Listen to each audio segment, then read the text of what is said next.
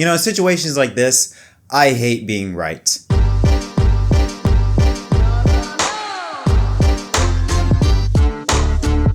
What's up, everyone? My name is Jed. Welcome back to episode of MDK Racing Victory Stop, recapping the 2024 NASCAR Cup Series Championship finale.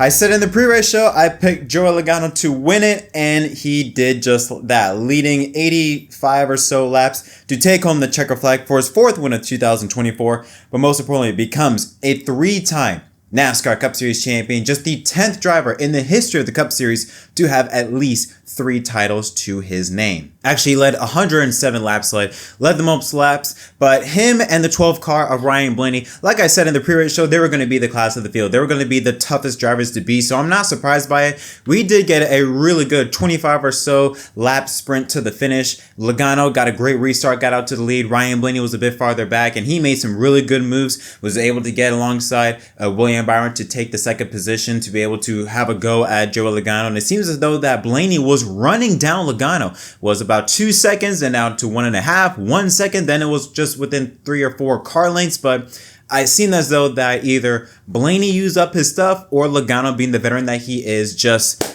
be able to keep his car under control until he really needed to get every last juice out of it. And like I said, Logano is your 2024 Cup Series champion. We're going to get into Logano a little bit. Ryan Blaney, he, in my eyes, I mean, he had a really fast car, started in the 15th position, I believe, quickly drove his way up to the front, up to 6th place before the end of stage number 1. He had a really, really good car. Seemed as though that he had the car to beat. While Logano was there, he didn't have the most explosive car. Like Blaney, in my eyes, made the most exciting passes. He garnered the most attention because of the moves he was making, the aggression that he showed. But Logano was there. You know, he was just out in front, wasn't flashy. Blaney made all the moves, but Logano just had the most consistency under his name. William Byron and Tyler Reddick. Byron was in the top 5. He was there. Tyler Reddick was almost non-existent. He did make some really good moves up on the high lane, made some great moves on a restart to try and get his way back up to the front, but he had like maybe a 6th, 7th place car, which is where he ended up finishing. Reddick just didn't seem to have a car, which is what I predicted. I said that probably more than likely Byron and Reddick aren't going to be anywhere near the level of the 22 and the 12 just at Phoenix. I mean, the Penske duo, they just show up. I don't know what it is, but they just show up at Phoenix while everyone else is kind of just lagging behind. They had some moments in this race. I mean, lap 2, Ty Gibbs, something, I don't know if he broke something in the car, but something happened, and he just kills his car on the right side up in the dog leg. Extremely hard contact. Looked like he was able to get out under his own power. We did see some other drivers like Martin Truex Jr. led 10 or so laps at the beginning of the race, showed some speed early on, but again, fell off as we got into the middle portion of the race. Christopher Bell led the most laps with 143. There was a time where NBC just didn't even bother focusing on Christopher Bell. Bell did have some competition a little bit in stage 2 with Ryan Blaney. Blaney actually ended up beating Christopher Bell at the end, winning stage 2, while Logano won stage 1. So even though the Penske drivers, they won the stages, Bell had led the most laps, had a really fast race car, but again, in the end, on that final restart, it was just the 22 and the 12. No one could catch up to those two drivers. They were in a different zip code. We then had one of the wildest things I've seen coming to the green to take stage 2.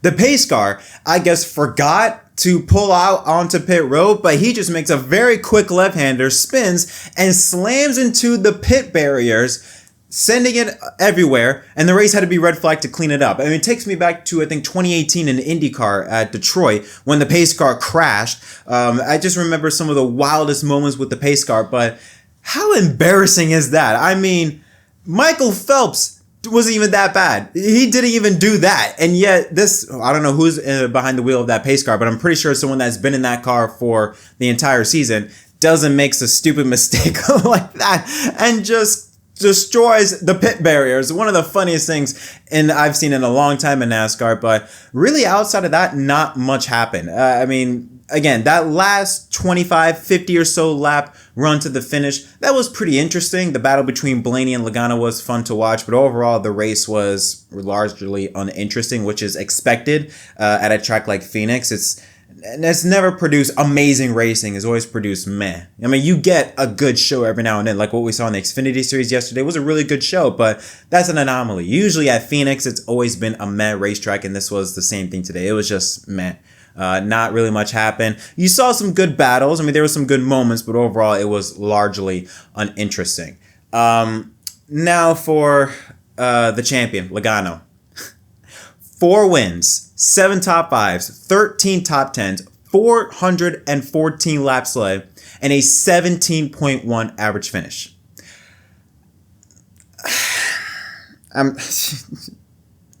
Again, I don't even know what social media is going to be like. I know they're dragging it through the mud already. I mean, the ratio from comments to likes is pretty interesting. I'm looking at it right now at 6:39, or at 7 o'clock, I should say, at the time of this recording.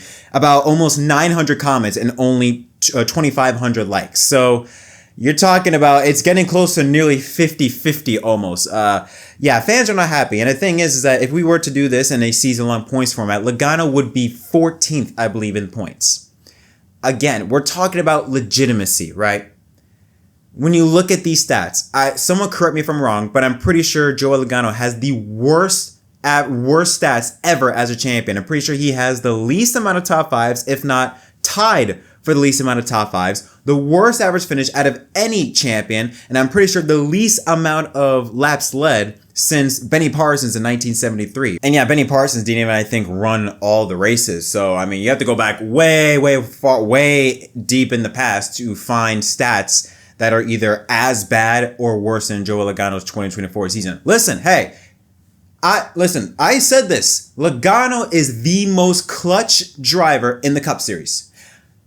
Don't hate the player, hate the game. He played the system to perfection. He showed up when he needed to show up. But this is the bad stuff. This is the bad part about the playoffs. I mean, you can't take it seriously. Don't get me wrong. The playoffs, it's a two-edged sword. It's very entertaining, but also very silly. The last 25 laps were very entertaining to watch. I'm not going to deny that. I've seen Blaney run down Logano. Could Blaney have a shot at passing Logano for the title? I thought maybe it was going to come down to the final lap, the final quarter, maybe a photo finish like with Daniel Hemrick and Austin Cindric a few years ago, type of battle to the line. But that's the good parts about the playoffs. But then you look at the bad parts, and there's a lot of bad parts about the playoffs. It's this. I mean, I read you the stats. Do those sound like the stats of a champion? No, they do not. I mean, Logano is not even top 10 in the season-long points format if we were to do that. NASCAR, they're going to feel a wrath. They will continue to feel a wrath on social media. Whether NASCAR wants to hear it or not, Joey Logano, for 2024 at least, regardless, Logano's a deserving champion. He has a talent where I feel like he would still be champion regardless of what format we're under. But for 2024 at least, maybe not in the eyes of the record books, not in the eyes of the historians, but in the eyes of the fans, there is a giant asterisk next to Logano's name for 2024. Because when you look at the stats and how he's performed, how horrible he was in the regular season. He got that win in Nashville, thanks to Austin Cindric, but he got that win at Nashville. Was still not even in the top 16, even with that win when the regular season concluded after Darlington, I believe. But even with that, he did what he needed to do. Thanks to Alex Bowman's DQ. I mean, he won Atlanta, got into the round of 12. Thanks to Alex Bowman's DQ, got into the round of 8, won Vegas, wins Phoenix. I mean, again, I do not blame Joey Logano. I'm not placing anything on Logano. Fair play to him. He played exactly by the rules that were given. Everybody knew what the rules were going to be like for the playoffs. Everybody knew it. Logano and that 22 team, they know how to do it better than anybody else in the field. And the reason why is because the playoffs promote clutch performances. The playoffs are all about Game 7 moments. There is nobody better in the NASCAR garage at Game 7 moments when their back is against the wall and it's go win or go home. No one is better than Joey Logano. That's why he's a 3-time Cup champion. I mean, in his sixth championship four appearance, he's won half of them. And all of them, he's had to win in order to get the job done. So I got to give nothing but praise to Joey Logano. 3-time Cup champion. I mean, he is going to be a Hall of Famer. Incredible run, especially in the playoffs, when they seem to be they shouldn't even be anywhere near the playoffs, but they got the job done. So huge congratulations to the 22 team. NASCAR, on the other hand, you got to do something. This can't stand. I mean, come on. We're talking about legitimacy here. Entertainment-wise, I get that. It was entertaining. That I cannot lie. The finish was very entertaining. But when you look at it, when you take a step back, and then you think, Logano, and you look at the season that he had, can you expect anybody to take him seriously? Can you expect non-NASCAR fans to look at that and go, yeah, that's a deserving champion right there? If you he's a deserving champion in this format, yes. But when you look at the overall picture of it, I can give you, there are so many drivers that perform miles better than Logano. Yes, Logano is second most in wins, only to Kyle Larson, but everything else, he's not even top 15, I bet. Not even 10 top 5s. Not even 15 top 10s. Not even 500 laps led. I mean, you would expect that. I think Blaney held the least amount of laps led for a champion last year. Logano broke that. Doesn't even have a 12th place average finish, which in the next gen era, average finishes are going to take a dip. So yeah, being around the low teens should be, is respectable, but 17.1 average finish. I don't know. I will be shocked, I tell you, if something isn't done for next year. Because this playoff format, I know Steve O'Donnell said we're not going away for playoffs. You don't want to go away from playoffs, fine. But you have to do something because this cannot stand any longer. Whether it's get rid of the win and you're in, one race, winner take all, I don't care. Both of them, fine. But something needs to change because the standards for being a champion in NASCAR are getting lower and lower. Simple as that. Overall, I give this race maybe a 5 out of 10. Again, it was an average race. It wasn't anything special, anything big. It was kind of like, okay. There wasn't anything that stood out to me from Phoenix. It was kind of like, again, your typical Phoenix race, but I hope next year is the final time. Honestly, the city of Homestead, do whatever you can, please, for the love of God, do whatever you can to get Homestead to be the championship race for 2026 because, again, this also can't stand much longer. I mean, how many mid-championship races can we get? Phoenix has not once produced a great race for the Cup Series. Even in the Gen 6 era, it's always been meh. That's all I can describe it. Honestly, this race was meh. The champion, while fair play to Logano, just when you talk about from a legitimate standpoint, Logano's 2024 season doesn't carry any weight to that measure. But what are your thoughts on Logano's win and the season as a whole? Let me know in the comment section down below. As always, don't forget to leave a like and subscribe for more content. Until next time, my name is Jett from MDK. Thanks for watching.